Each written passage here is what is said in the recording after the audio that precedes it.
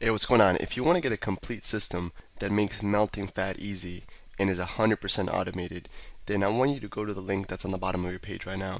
YouTube doesn't let me make that link clickable, so you're actually gonna have to type it into your browser, or I also put the copy of the link in the description, so you can click on that or type it into your browser. All right. For now, enjoy the video, and after you're done with this video, make sure to go to that link to get a complete fat melting system.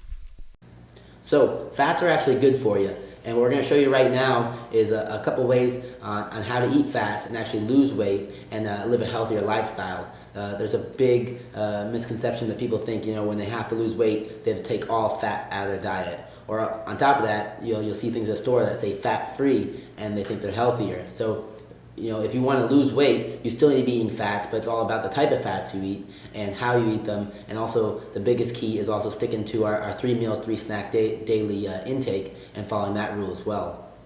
Yeah, so the main thing we want you to know with fats is that obviously they're not the enemy. The three main things, the three main distinctions we want to clarify in this video is obviously what type of fats you eat, where you're getting your fats, how the fat is prepared. So a really big thing is when you put fats and you cook anything at really high heat, kind of like deep frying chicken or deep frying donuts. Or the reason that's not so bad is not because they're so high in calories, but it's because when you cook something at that high heat, the molecular structure actually changes and it produces what's called trans fat, which you might have heard of. Trans fat is what clogs your arteries. It causes oxidation. It completely takes your body off a balance. Your body has a balance of omega-3, 6, and 9s, and it completely takes it off balance and it starts to cause oxidation. So we're going to fix that. We're going to give you clarity on exactly what fats to eat, when to eat them, and how to prepare them.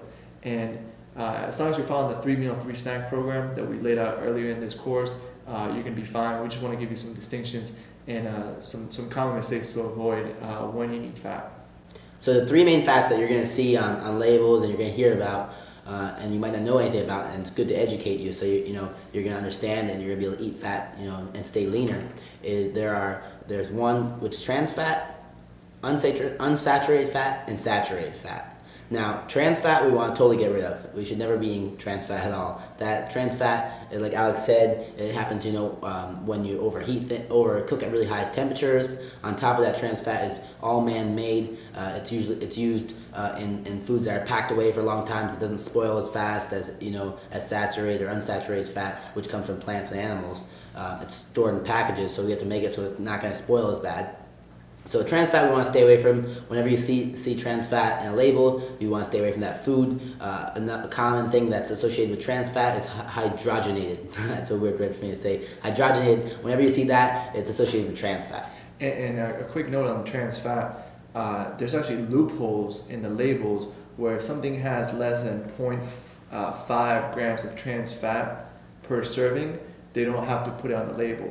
So just a common guideline is to avoid anything that's processed, anything in the bakery outlets, deep fried, or just all those desserts that they might not say trans fats, but if it has 0.4 grams of trans fat per cookie, because a lot of times it's just 1 cookie per serving, you eat 3 to 5 cookies and you have a serious amount of trans fat that will do some serious damage to your arteries. That's a really good point that Alex said. And the best way to avoid this is, just like Alex said, stay away from the processed foods. And if you're eating pure right from the refrigerated aisle, like the meats and veggies and fruits, there's no trans fat in there. You're not going to get tricked in with the 0.5 gram label trick or anything like that. Second kind of fat is saturated. Now, up until recently, saturated they used to say it was bad for you. Saturated comes from saturated comes from animals, usually from animal meat and things like coconut oil as well. Saturated fat is really good for you. It's really good for your brain, your skin, a bunch of different areas, and you need to eat that, and that's one of the things you need to include in your diet. Third is unsaturated, and saturated forever has been known for being really good for you. That comes from plant and fish. You get it from things like salmon, olive oil, all different kinds of things like that. Nuts, avocado as well. Nuts, avocado, all those things you get unsaturated fat from. And those 2 kinds of fats, the saturated and unsaturated, are really good for you. And those are the kind of fats you need to include in your diet. And it's going to help keep you fit, keep you lean, and keep your body functioning at a high rate. And in one of the previous videos, we talked about the the bulletproof coffee, what I like to have, and that has a lot of fats. It has the coconut oil and the butter. And the reason why I like starting my day off with that so much is because it completely kills any cravings I could have for the day. If I start my day off with something that's sugary, that's going to spike your insulin. So what happens when you eat sugar is that your blood sugar goes down, goes up, and then insulin gets released in order to balance your blood sugar again. So fats doesn't have a significant effect on your blood sugar, obviously, because it's fats, so no insulin gets released. And if you have that bulletproof coffee, it's with all those fats, it gives you really sustainable, clean energy. Hey, what's going on? If you're enjoying the video so far, do me a huge favor and click on the like button below. You'll get your good deed for the day out of the way. It helps me out a lot. Also, go ahead and subscribe and leave a comment. Something as simple as good video or I enjoyed the video. It really helps me out with YouTube. Alright, here's the rest of the video. There's no really, like you said, no spike, right? It's Yeah. staying pretty smooth. You know, it gets your blood, like Alex said, gets it up, but you stay smooth with it, so you know you never see like a crazy drop in your blood sugar, and that's the crazy drop is what makes you crave again or crave whatever you ate, because you know you go up and then you have a down and you want to get back up again. Yeah, so the fats really give you a sustainable, clean, smooth energy.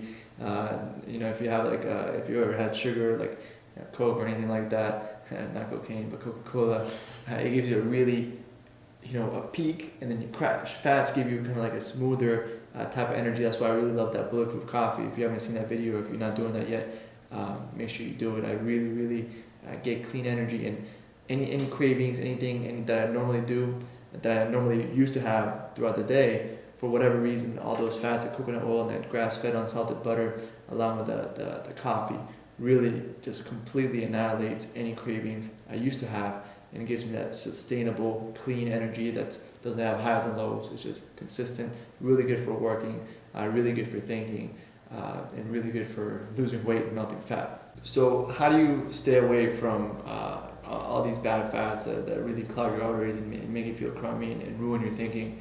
The easiest way is just eat foods that have the least amount of ingredients possible. Anything unprocessed, whether it's fruit, whether it's whatever it is, make sure it only has one ingredient.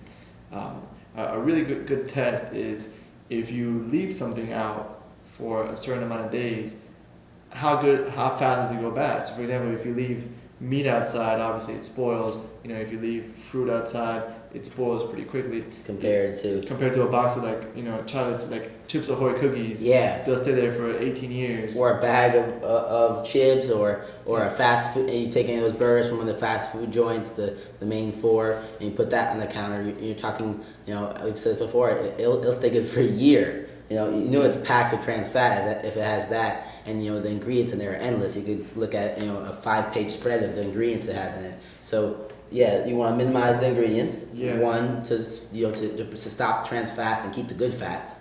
2, I would say maybe doesn't go bad as fast. Doesn't go bad as fast. So if you can put it in the fridge, it goes bad in a couple days, or you can put it on the counter, it goes bad in a couple days. It has less. It doesn't have any trans fat in there, or it has good fats or saturated, unsaturated fats that are going to spoil quickly. Yeah, the reason they put those trans fats in there, and why they put all those hydrogenated oils, is because it gives it a longer shelf life. Right? They're just trying to increase profits, not necessarily to increase your health. Right? So anything that's boxed, anything that really has, that's in a box, even if it says 0 trans fat, remember there's loopholes and there's a lot of greed and scam going on in the food industry where they don't have to say what's exactly in the food. And even something that says natural flavors is one of the ingredients.